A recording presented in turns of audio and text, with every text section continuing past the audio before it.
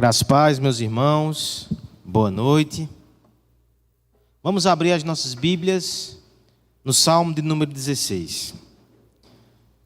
Hoje é dia de ceia, então as crianças não terão a sua salinha ali ativa com professoras, mas se precisar, as mais pequenas estiverem em um momento bem agitado, está lá aberto, está climatizado, Dá para você dar um pulinho ali. Estou vendo que Aslan talvez precise daqui a pouco, Salmo 16. Estamos nos aproximando, irmãos, do fim dessa série. Nos propomos, alguns meses atrás, a mergulhar nos 17 primeiros salmos. Uma concentração de temas difíceis. São aqueles salmos que representam um confronto da fé, para que o reino fosse instaurado ali com Davi. A maior concentração de salmos de lamentação estão nesses 17 e passamos por todos eles. Hoje, o penúltimo, o Salmo 16. Acompanhe com fé a leitura da palavra de Deus, para que Deus fale ao seu coração. Guarda-me, ó Deus, porque em ti me refugio. Digo ao Senhor, tu és o meu Senhor. Outro bem não possuo, senão a ti somente. Quanto aos santos que há na terra, são eles os notáveis nos quais tenho todo o meu prazer. Muitas serão as penas dos que trocam o Senhor por outros deuses. Não oferecerei as suas libações de sangue, e os meus lábios não pronunciarão o seu nome. O Senhor é a porção da minha herança e o meu cálice. Tu és o arrimo da minha sorte. Caem-me as divisas em lugares amenos. É muito linda a minha herança. Bendigo o Senhor que me aconselha, pois até durante a noite o meu coração me ensina. Ó Senhor, tenho sempre a minha presença, estando Ele à minha direita, não serei abalado. Alegra-se, pois, o meu coração e meu espírito exulta, até o meu corpo repousará seguro, pois não deixarás a minha alma na morte, não permitirás que o teu santo veja corrupção. Tu me farás ver os caminhos da vida. Na tua presença, a plenitude de alegria, na tua destra, delícias perpetuamente. Que texto precioso, meus irmãos. A oração nesse momento é que o Senhor fale. E que nada humano da parte do pregador possa atrapalhar esse conteúdo tão bonito e tão necessário para a nossa alma que está nesse salmo. Vamos orar nesse sentido? Peça a sua ajuda, curva a sua cabeça e vamos clamar ao Senhor juntos. Pai bendito, Pai amado, como a Tua palavra é maravilhosa, Senhor. A simples leitura já comunica graça ao nosso coração. Mas nós te pedimos, nos ajuda a entender as maravilhas dessa lei. Nos ajuda a enxergar a Tua graça, a Tua glória, a alegria que vem de Ti, a alegria que vem em Cristo para nós, Pai. Alimenta a nossa alma, fortalece a nossa fé nessa noite, em nome de Jesus. Amém.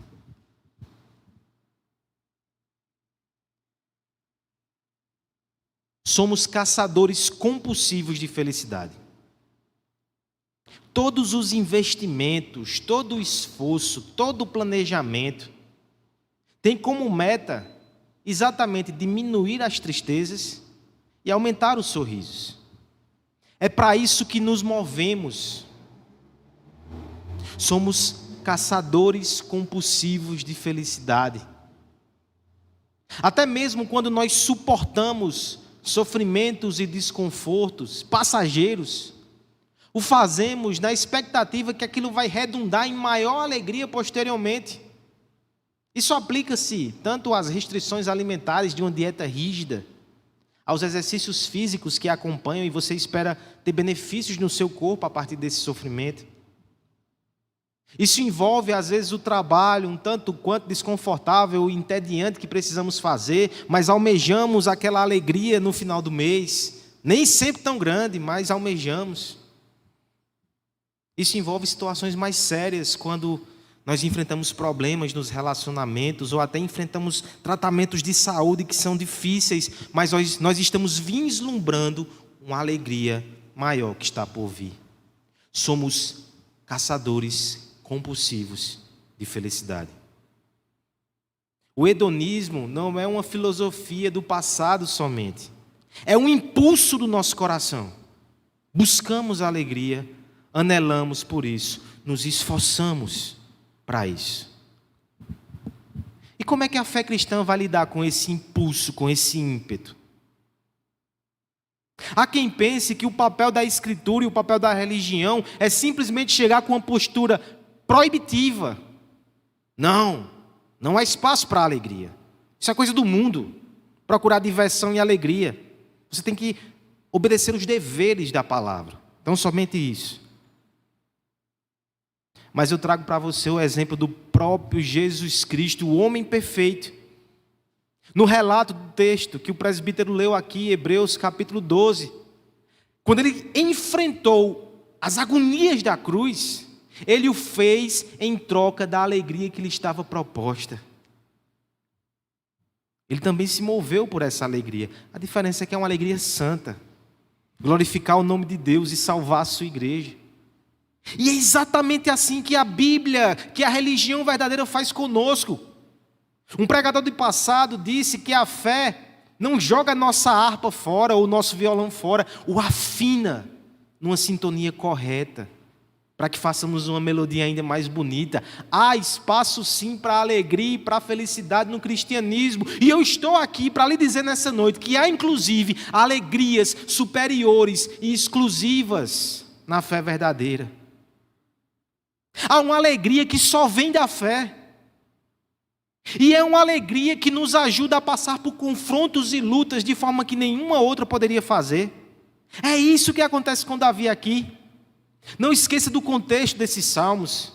Lutas ferrenhas que esse homem tem enfrentado.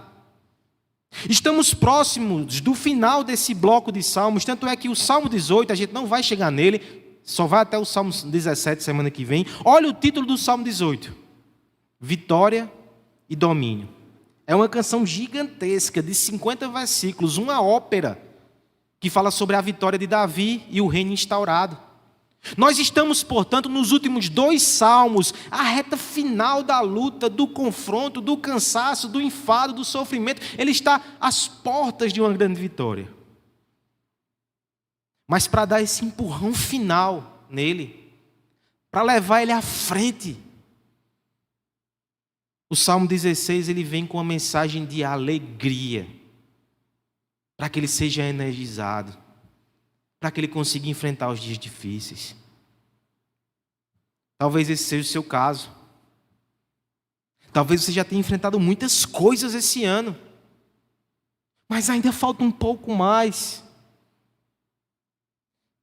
A palavra de Deus vem então trazer uma fé que lhe empurra um pouco mais para frente, através da alegria que vem do Senhor. Veremos nessa noite exatamente, irmãos, a alegria da fé. E veremos que essa alegria tem 2 aspectos. O primeiro delas, a divisão do texto vai ser bem simples. Do verso 1 até o verso 6, nós veremos que a alegria da fé consiste em saber que temos a Deus. Esse é o primeiro elemento. Verso 1 a 6, a alegria da fé consiste em saber que temos a Deus. Não só isso. Dos versos 7 a 11, em segundo lugar, veremos que a alegria da fé consiste também em saber que estamos seguros nele. Saber que temos a Deus, saber que estamos seguros nele. Que alegria maravilhosa. Vamos analisar o primeiro aspecto, então. Peço que você me ajude na leitura dos versos 1 até o verso 6. A igreja em voz alta, em uníssono, por favor. Guarda-me, ó Deus.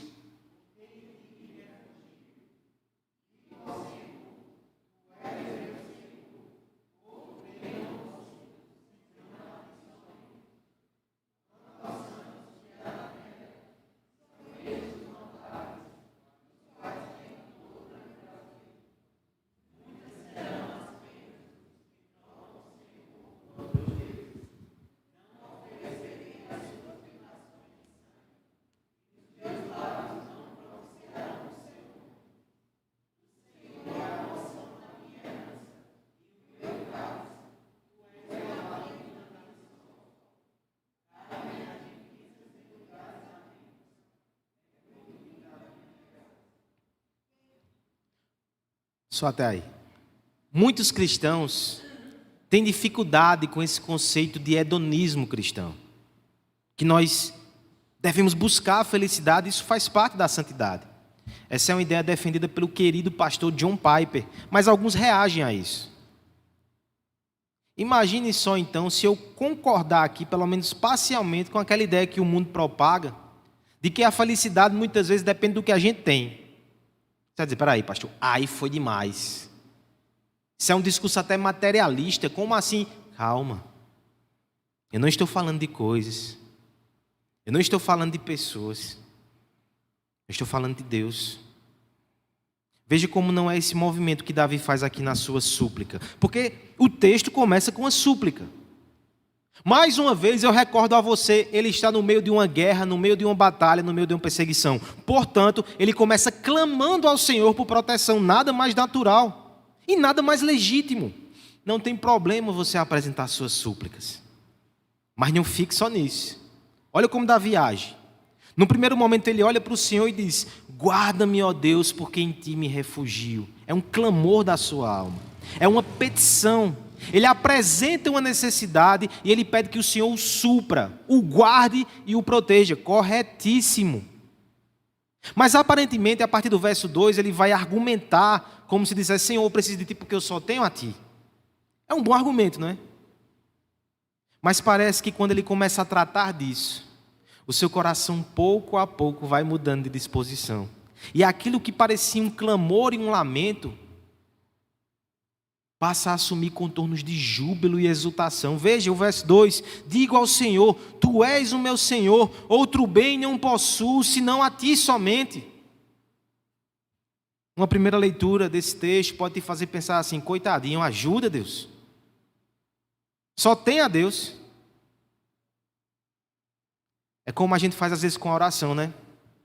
Você chega para um irmão que está numa situação, é uma situação complicada e você realmente não tem como fazer. Às vezes a gente diz assim, irmão, não posso fazer nada por você, só orar. Como assim só orar? Isso é pouco? São as migalhas que ficam no saco do pão? Não. É como Davi, ele está dizendo, Senhor, eu só tenho a ti. Agora veja, ele vai começar daqui para frente a descrever quem é este que ele tem. E o somente parece que vai perdendo sentido. Não é somente tenho a ti, não. Eu tenho a ti. Veja só como essa perspectiva já vai mudando no coração do salmista. No primeiro momento ele diz, eu tenho a ti somente, nenhum outro bem.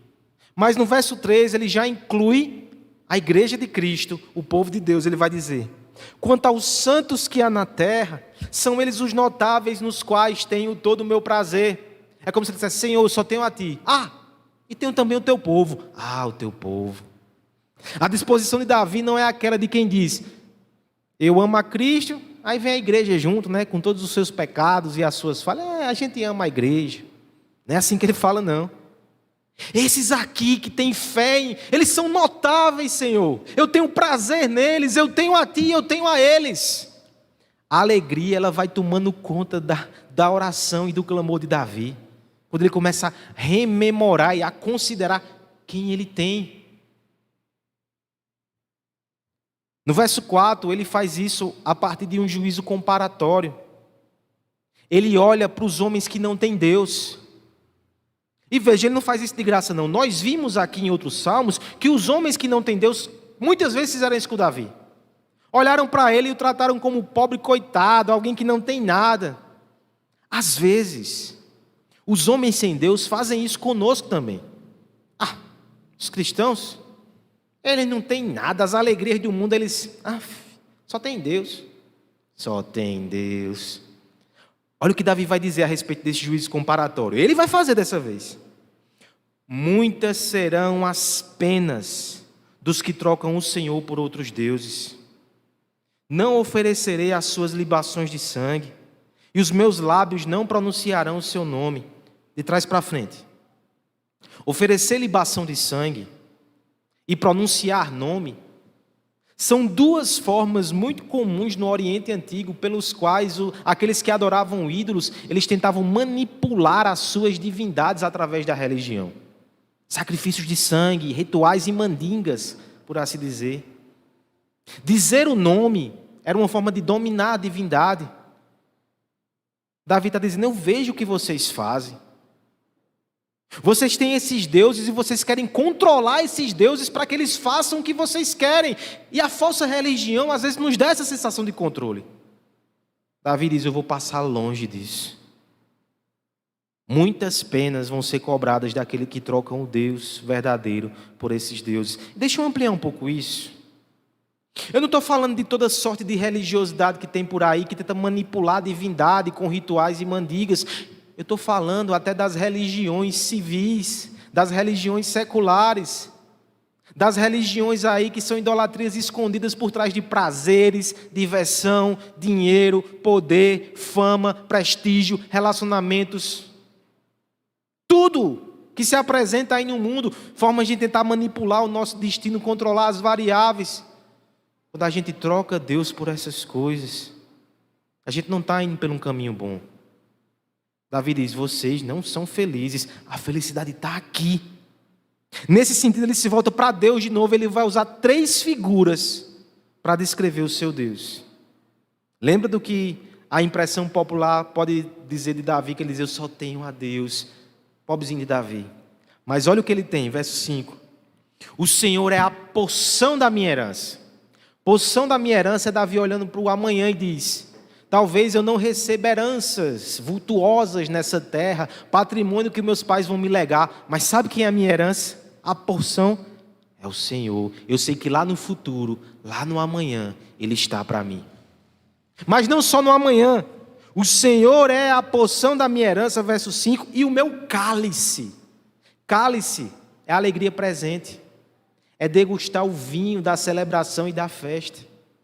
Deus me dá alegria hoje. Deus me dará alegria no amanhã. Ele é a porção da minha herança. E entre o hoje e o amanhã, entra a terceira figura. Tu és o arrimo da minha sorte. Entenda sorte aqui como destino, como ventura, como o caminho que ele vai traçar. Por isso que a gente diz: boa sorte, é um bom caminho, é um bom destino. Quem garante o caminho de Davi, do hoje até o amanhã, é o Senhor. Ele é o arrimo. Deus é a alegria de Davi hoje, amanhã e no percurso daqui até lá. Olha como ele destaca a suficiência de Deus. E ele termina usando uma figura muito forte, que está no verso 6. Caem-me as divisas em lugares amenos. É muito linda a minha herança. Davi ele se apropria aqui de uma figura de Israel. Um momento histórico bem importante. As tribos invadem e conquistam a terra prometida. E agora eles vão fazer a divisão entre as tribos. Deus separa um lote de terra para cada tribo. E eles vão fazer o sorteio ali. A Caixa Econômica Federal vai sortear os lotes. Algo desse tipo. Cada tribo vai recebendo o seu pedaço. Uma planície ali, uma parte mais montanhosa ali, vão ficando para eles. E aí tem uma tribo que só vai ver o pessoal recebendo seus lotes e fica esperando: e a minha? E a minha? Era a tribo de Levi. Lembra dos levitas? Depois que distribui todos os pedaços, Números capítulo 18, Deus chega para os levitas e diz: a tribo de Levi não vai ter terra. Eles vão se dedicar somente ao templo, ao sacerdócio. As outras tribos é que vão trabalhar e ajudá-los na manutenção. Eles vão se dedicar às coisas do Senhor. Mas calma, Levi. Expressamente o que está dito aqui nesse texto: o Senhor é a sua herança. Talvez os outros israelitas, cada um com a sua enxada e o seu lote de terra, olharam para os levitas e disseram: que bom, hein? Que promoção. Pobrezinho dos levitas. Mas Davi vai além dessa questão material. Diz: a felicidade não é ter terra. A felicidade não é ter uma casinha. A felicidade é ter o Senhor como porção e como herança. Olha como Davi vai descrever isso. Caem-me as divisas em lugares amenos. É como se ele dissesse: o melhor lote é o meu. Eu peguei o melhor lote. A minha herança é muito linda. Dos maiores privilégios, na verdade o maior privilégio que alguém pode ter é ter o Senhor.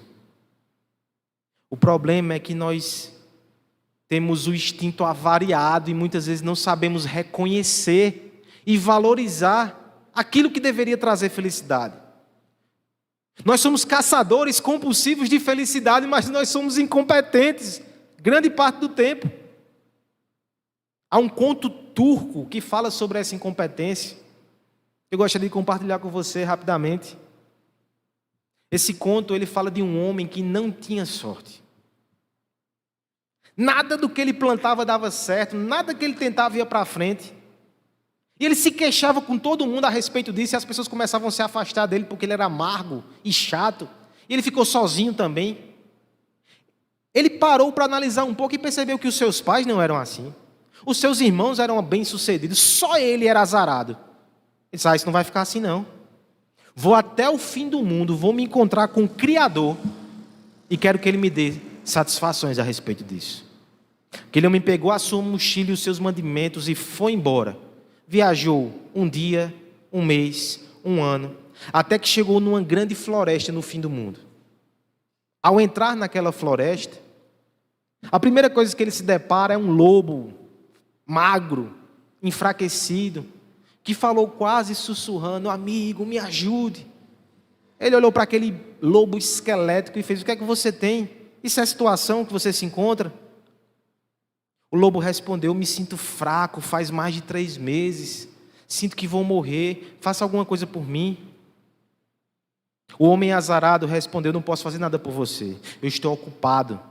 Eu vou conversar com o Criador a respeito do meu azar, da minha má sorte, tenho que ir. O lobo fez, então por favor, quando você encontrar o Criador, pergunte a Ele da minha situação, como é que eu posso remediá-la? O homem sem sorte disse, se eu lembrar, eu farei. Mas eu estou muito concentrado no meu problema. E seguiu dias e dias por dentro daquela mata. Até que de repente chamou a sua atenção uma árvore. Uma árvore seca, uma árvore feia e murcha, com somente 3 folhas e uma delas caiu. Aquele homem parou e repreendeu a árvore. Que tipo de presença é essa que você tem? Tantas árvores aqui ao nosso redor frondosas e você nessa penúria? A árvore o respondeu, Senhor, eu não sei explicar o que acontece comigo. Faz alguns meses que eu estou definhando e preciso de ajuda. Só, olha, não posso lhe ajudar. Estou ocupado. Vou até o Criador tirar satisfação sobre o meu azar. A árvore diz, então, quando vê-lo, lembre de mim e pergunte sobre a minha situação. Por fim, depois de andar vários e vários dias, aquele homem se encontrou num lugar extremamente agradável, um bosque florido, com aroma muito interessante. E ele viu uma casa, onde ele foi muito bem recebido por uma jovem, que o permitiu pernoitar ali. Só que no outro dia, depois de oferecer uma refeição revigorante, aquela jovem disse, quando encontrares com o Criador, pergunta também a respeito da minha condição. Eu me sinto triste, desanimada, enfraquecida, sem ânimo para nada. Pergunte a Ele o que eu tenho e como eu posso resolver. Mais uma vez, sem se comprometer, o homem disse, se eu lembrar, eu perguntarei. Depois de alguns dias, finalmente, aquele homem encontrou com o Criador. Passou horas e horas expondo ali as suas queixas e lamentações. Por fim, o Criador lhe deu uma resposta. E quando ele estava indo embora, o perguntou, você não está esquecendo nada não? Porventura você não encontrou um lobo, uma árvore e uma moça no meio do caminho? Ah, sim, encontrei, e eles pediram que perguntassem a respeito das situações que eles vivem. Pois bem, aquele homem recebeu essas respostas e voltou às pressas. Quando passou pela jovem, fazendo o caminho de trás para frente, e a jovem disse, por favor, me dê uma resposta, me dê uma notícia. Ele disse, jovem moça, o homem, o Criador, na verdade, me disse que o teu problema é solidão, você precisa de companhia, e todas essas suas dores e aflições vão passar. Ela fez, que excelente, então seja tu minha companhia, seja o meu esposo, venha morar comigo nesse lugar tão agradável e nós ficaremos bem. Aquele homem fez, você está louca? O Criador disse que a minha felicidade estava no mundo, eu deveria tomar para mim. Eu vou atrás da minha felicidade e você está me atrapalhando. Já gastei tempo demais com você. E tomou o seu caminho e foi adiante. Passou depois pela árvore. E a árvore perguntou, homem, por favor, me ajude. O que é que o Criador disse? Ele respondeu, árvore velha e inútil? A resposta é muito simples. Há um baú de ferro que está encostando nas suas raízes e está fazendo com que você fique toda sem nutrientes, está afetando a sua raiz. É um baú cheio de moedas de ouro. Cave, tira ele de perto de você e você vai restaurar a sua saúde e vitalidade. A árvore fez: eu não posso fazer isso, eu não tenho como fazer isso, mas cave e leve com você esse tesouro, eu lhe agradeço. Aquele homem disse: você está louca. O Criador disse que a minha felicidade está no mundo e eu tenho que tomá-la para si. Você quer que eu perca tempo cavando? Eu vou embora. Por fim, aquele homem se encontrou com um lobo na entrada da floresta. E o lobo disse: por favor, me dê uma resposta, mas venha perto porque eu não consigo ouvir direito mais, estou quase desfalecendo. Aquele homem chegou bem perto do lobo e disse: o Criador me contou que o seu problema é só fome. Você precisa se alimentar, senão você vai morrer. No entanto, você não tem força de sair para o lugar, a não ser que alguém seja estúpido o suficiente para chegar bem perto de você. A felicidade do lobo estava no mundo e ele a tomou. Naquele dia, o lobo foi feliz, o homem azarado não. Esse conto, ele tem uma lição evidente. Nós somos muito incompetentes com a felicidade. O Criador espalha ela ao nosso redor e às vezes estamos distraídos e não percebemos. Mas esse conto é turco. O salmo cristão, ele é diferente. A grande alegria de Davi não é nem as dádivas que ele encontra no caminho. O grande momento, o clímax da alegria aqui, se a gente fosse adaptar essa história, é quando Davi se encontra com o próprio Criador e tem com ele comunhão na viração do dia. Através desse encontro com o Criador, nós podemos até aproveitar as outras felicidades que Deus nos dá, mas o próprio Deus é a maior felicidade. Nós não podemos ser incompetentes e não reconhecer isso, porque é maravilhoso ter uma esposa, é bênção de Deus. Mas Cristo é o noivo perfeito, Ele nos supre muito mais do que qualquer relacionamento. Melhor é ter Deus, Ele é a fonte primeira da alegria. É maravilhoso ter riquezas, pelo menos no que eu ouço falar. Mas a maior riqueza é ter a Deus. É maravilhoso não ser alimento para os lobos, ser livrado dos males desse mundo. Mas a coisa mais maravilhosa do mundo é pertencer ao rebanho de Deus, ser cuidado como uma ovelha e conhecer aquele que deu a sua própria vida para nos tirar da boca do leão. Nada se compara a ter o próprio Deus. Essa é a maior fonte de alegria. Davi não é um coitadinho. Coitadinho somos nós quando nós esquecemos que Deus é essa fonte de alegria e nos encantamos com alegrias menores que não satisfarão o nosso coração. Agostinho propôs o seguinte exercício: Deus chama cada um de nós e diz: peça o que você quiser. Exercite toda a cobiça do seu coração. Ele disse que a gente pode pedir o que quiser. O que nós iremos pedir? Toda a terra? Que todos os homens sejam nossos colonos e servos? É só isso. Peça o que quiser. Nós vamos pedir o quê? O céu? Ele é maior do que os céus e a terra.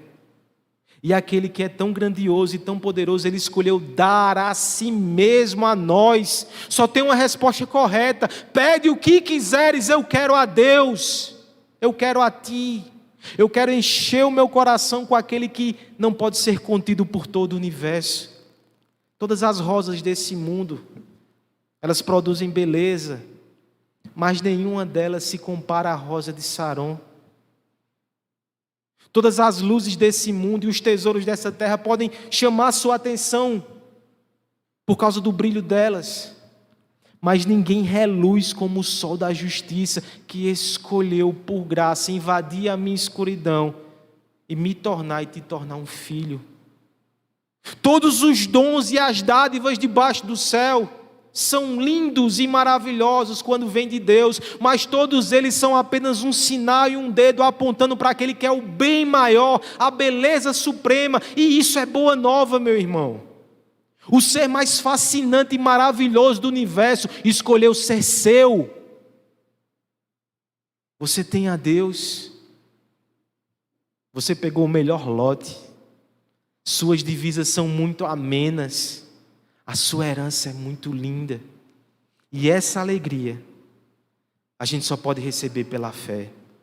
Veja, o cristão pode ter todas as alegrias lícitas desse mundo. Deus dá, Deus cuida dos seus filhos, mas tem uma alegria que só o cristão pode ter, que ela só vem pela fé em Jesus Cristo, que é o próprio Deus. Eu estou querendo chamar a sua atenção aqui nessa noite para que você se alegre mais no que você tem. O que você veio fazer aqui na igreja? Afaste da sua mente a ideia que você veio bater ponto num compromisso religioso. Você veio aqui para encher a sua alma de Deus e se alegrar em Deus. Algumas vezes o sermão, o pastor vai ter que bater em você, mas ele vai fazer isso para que você redirecione a sua alegria em Deus. O sentido da fé verdadeira é produzir alegria santa no seu coração. É para que você saia daqui não lembrando das coisas que você não tem, não lembrando das coisas que você tem medo de perder, mas lembrando daquilo que você tem, que ninguém vai tirar de você, que é o Senhor, a maior alegria que há nessa terra. Enche a sua alma com isso. Essa é a alegria da fé, é saber que nós temos a Deus. Eu preciso passar adiante, mas eu posso gastar a minha vida toda explorando essa verdade, eu não vou esgotá-la. Eu não consigo entender como um pecador, pequeno, miserável, como eu, foi agraciado com essa possessão bendita. Não é só saber que eu pertenço a Deus, é que pela aliança Ele me pertence. Eu não compreendo isso. Eu só posso agradecer, eu só posso adorar. Essa alegria vem da fé. Nós temos a Deus. Segundo lugar, e segundo elemento da alegria da fé, é que nós não somente temos a Deus, mas nós também estamos seguros nele. Verso 7 até o verso 11. Peço que a igreja leia o texto até o final para concluirmos a nossa exposição. Bendito o Senhor, bendiga o Senhor,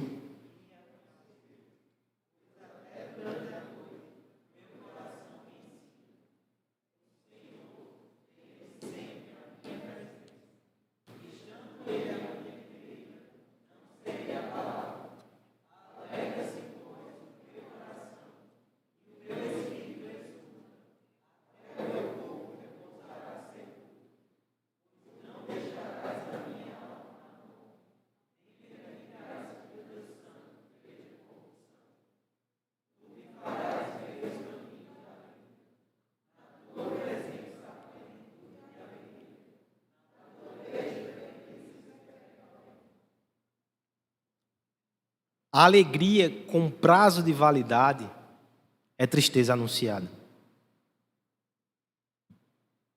Afirmação dura. Mas esse não é o principal problema das celebrações desse mundo. Elas têm hora para terminar. E logo depois o riso vai tomar o seu destino e quem vai ficar é o pranto. Alegria com prazo de validade é tristeza anunciada. Essa névoa de finitude que envolve todas as coisas nessa terra. Deixa eu te dar uma boa notícia também. A alegria da fé não padece disso. A partir do verso 7, o salmista ele começa então a desenvolver o seu argumento. Porque se ele disse que a sua herança é muito linda, ele vai descrever essa herança. E ele começa fazendo isso mais uma vez. No verso 7, a primeira coisa que ele vai dizer é que ele bendiz o Senhor porque o Senhor o ensina e o aconselha até nas noites. Esse é o primeiro motivo que ele diz: como é bom ter o Senhor comigo. Eu tenho alguém que me instrui. Eu não ando sozinho na minha própria insensatez. Quando eu estou confuso, quando eu estou em dúvida, quando eu estou errado, o Senhor vem até nas noites escuras, traz para mim direção. Alegre-se nisso, irmão. Isso é um privilégio gigante. Triste de quem anda sozinho. Você é abençoado se Deus te instrui e coloca pessoas na sua vida para te instruir também. Segundo benefício, verso 8. O Senhor, tenho sempre a minha presença, a presença de Deus sempre ao seu lado. Mas olha o aspecto que ele está destacando, não é só comunhão não. Estando ele à minha direita, não serei abalado. A ideia é que esse Deus é um forte guerreiro que está presente ao lado de Davi, por isso ele não será abalado. Confiança, segurança, como é bom ter Deus ao nosso lado. Mas há uma questão aqui. Davi muitas vezes foi abalado no seu caminho. Davi, ele passou por momentos dificílimos que teve que fugir, ele sofreu na sua pele muitas situações que o tiraram da rota e do caminho. Como é que ele está dizendo que não vai ser abalado? Na verdade, irmãos, agora a partir do verso 9 até o verso 11, essa alegria de Davi, ela sobe a patamares tão altos, que grande parte dos intérpretes vai dizer que ele saiu daquela situação que ele estava vivendo, ele está vislumbrando o fim. Ele não está nem falando mais do livramento daquela situação específica, ou o livramento da morte, porque o verso 10 vai dizer, tu não deixarás que a minha alma fique na morte. Ele está dizendo, mesmo que eu morra agora, ou mesmo que eu morra um dia, eu permanecerei com o Senhor, e a minha alegria não terá fim. Olha o conteúdo dos versos 9, 10 e 11, como é forte. Olha a alegria como transborda no verso 9. Alegra-se, pois o meu coração e o meu espírito exulta, o seu interior é festa, até o meu corpo repousará seguro. Eu disse, calma, Davi. Eu sei que você está muito empolgado, mas como assim até o teu corpo vai permanecer seguro? Mesmo que Deus dê 1000 livramentos e 1000 curas, tem uma hora que o corpo vai ser afetado, até pelo tempo, não é? Calma, Davi. Veja o raciocínio dele, olha para onde ele está olhando. Verso 10. Pois não deixarás a minha alma na morte, ainda que eu morra, eu não fico lá. Nem permitirás que o teu santo veja corrupção. Ainda que eu tombe, uma coisa eu tenho certeza, Deus não vai me deixar apodrecendo, não. Ele não vai deixar que eu fique em posse da morte, não. Ele vai me trazer para si. E olha como termina a minha história. Verso 11. Tu me farás ver os caminhos da vida, não caminho de morte, mas caminho de vida. Na tua presença há plenitude de alegria. É alegria plena, como nunca se viu antes, na presença de Deus. Na tua destra, delícias. Olha o termo final. Perpetuamente. Davi está falando aqui de ressurreição e do banquete final ao lado de Deus. Um dia ele vai entrar pela porta e vai ter uma grande festa. E o rei, no lugar de honra naquele salão, vai pegar o seu lugar ali, à sua destra, à sua direita, e vai dizer, Davi, é aqui que você senta. Toda a comida e toda a bebida que eu desfrutar, você vai desfrutar comigo. E tem uma coisa. Não é só um dia, não é 2, não é 3, é para todo sempre. Você percebe como essa alegria, ela é permanente de uma forma que nenhuma outra alegria nesse mundo é. Todas as outras alegrias, por mais que toquem o nosso coração, elas têm um prazo. Eu usei uma ilustração bem forte hoje de manhã. E eu vou tentar usar de novo. Poucas coisas trazem tanta alegria à minha alma quanto o sorrisão que Letícia dá. Mas um dia eu não vou ter mais esse sorriso. Muito possivelmente porque eu vou partir primeiro, que eu sou hipertenso, ela fica. Mas esse sorriso um dia vai passar. E é uma das alegrias mais maravilhosas que eu tenho nessa vida.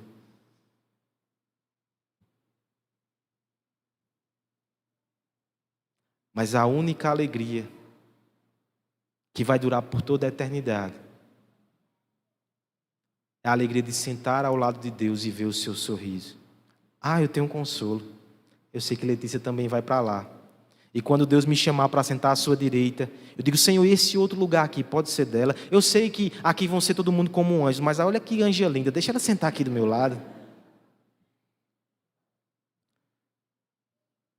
Eu sei que talvez você tenha perdido alguns sorrisos esse ano. Foi um ano de muito luto, né? Sorrisos que fazem falta. Mas aqueles que estão com o Senhor, um dia vão sorrir de novo. Essa é a melhor alegria do mundo. Essa é a alegria que não tem fim. Deixa eu falar com você de forma muito séria nessa noite. Toda a alegria da terra que você se segura e que não é eterna, no final ela vai partir o seu coração.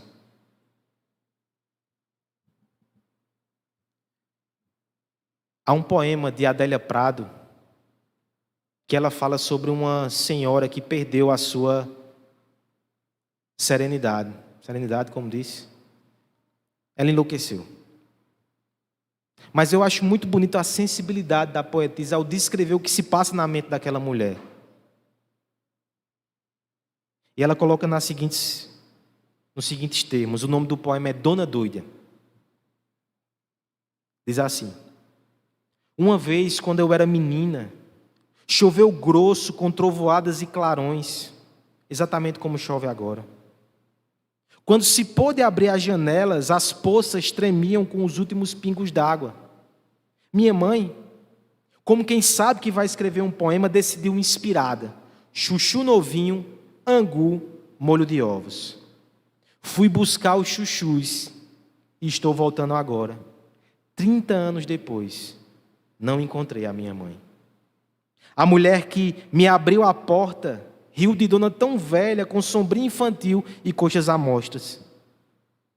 Meus filhos me repudiaram envergonhados. Meu marido ficou triste até a morte. Eu fiquei doida no encalço. Só melhoro quando chove. Perceba a sensibilidade da poetisa. Ela percebeu que o que fez aquela mulher perder o juízo e a razão foi que em determinado momento ela se apegou a uma alegria do passado e ela quis morar ali, mas não dava mais. Todas as alegrias dessa terra têm prazo de validade. E se você se apegar muito forte a ela, você vai perder o seu juízo, você vai quebrar o seu coração. E o que é que a gente faz então, pastor? A fonte final da nossa alegria tem que ser Deus. Porque só em Deus, que é o único que não passará e que o teremos para sempre, é que nós podemos usufruir das outras alegrias. Há um espaço, há um sorriso, há uma satisfação que só pode ser ocupada e preenchida por Ele, para que as outras coisas fiquem no seu lugar e para que os outros sorrisos tenham sentido e não se tornem lágrimas de desespero no amanhã. Talvez Deus te chamou aqui nessa noite não só para lembrar dessa alegria, mas para colocar ela no lugar certo.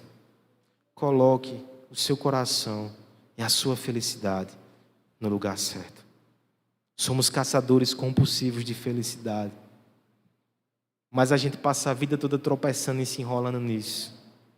Só que Deus te chamou aqui para colocar mais uma vez o prumo no coração. Essa semana eu precisei aplicar esse texto num contexto muito desafiador. E eu vou encerrar com esse relato. Na quarta-feira eu fiz uma visita a um irmão muito querido e muito precioso que tem enfrentado uma luta gigantesca com a sua família. Alguns aqui conhecem. É o irmão Rodrigo, pai de Ian. Nós fizemos uma campanha para abençoar de alguma forma aquela família que desde dezembro enfrenta uma luta, um diagnóstico. Ian, com 6 anos de idade, ele tem um tumor no cérebro e aquilo tem afetado ele de muitas formas, muitas coisas ele já perdeu. Eu fui visitar aquele irmão essa semana.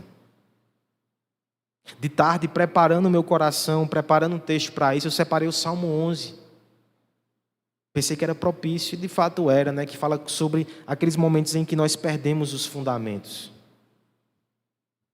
Mas desde o caminho no carro, o Senhor vinha no meu coração, me lembrando desse Salmo 16.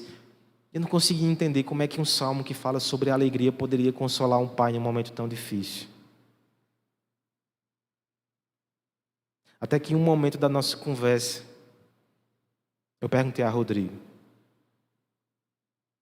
quando ele falava sobre a possibilidade do seu filho partir, que ele precisava se preparar para isso, mesmo que continuasse crendo no milagre.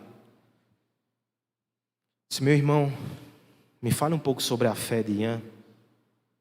Mesmo ele sendo criança, você conseguia enxergar a fé no coração dele? Aquele foi um momento que ele sorriu. Ele pegou o celular dele e me mostrou um vídeo.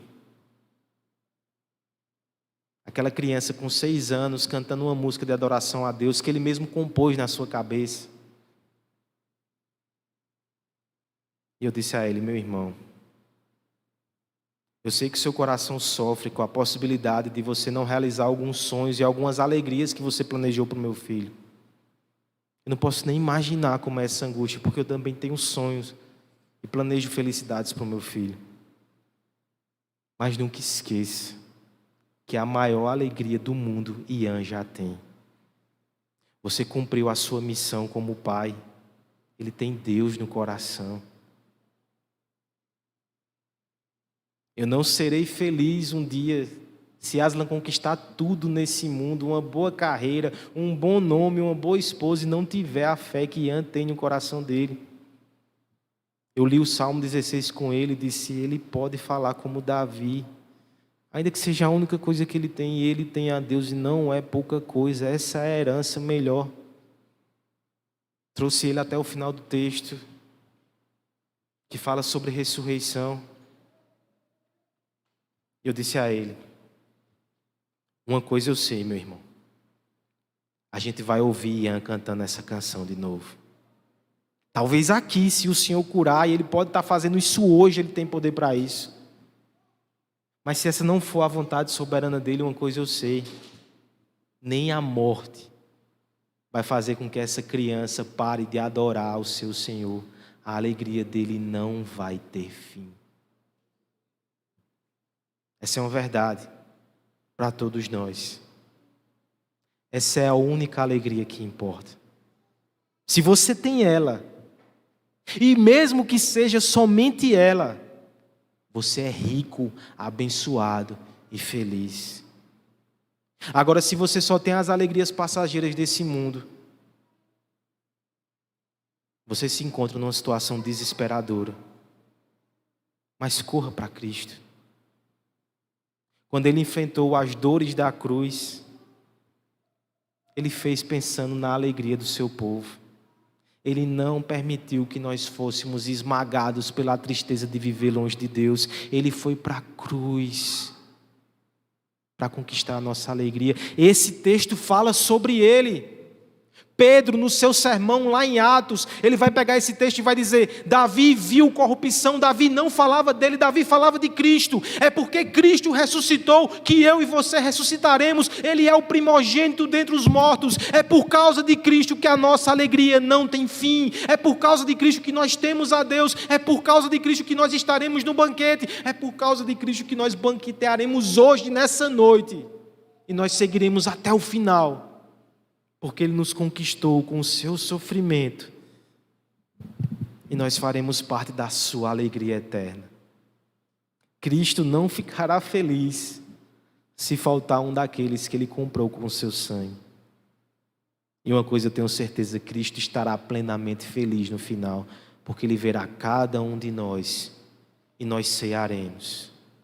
Eu, você, Ian e todos aqueles que fizeram de Deus a sua alegria e a sua felicidade. Que essa alegria, que essa felicidade nos sustente e nos ajude a enfrentar os confrontos desse mundo.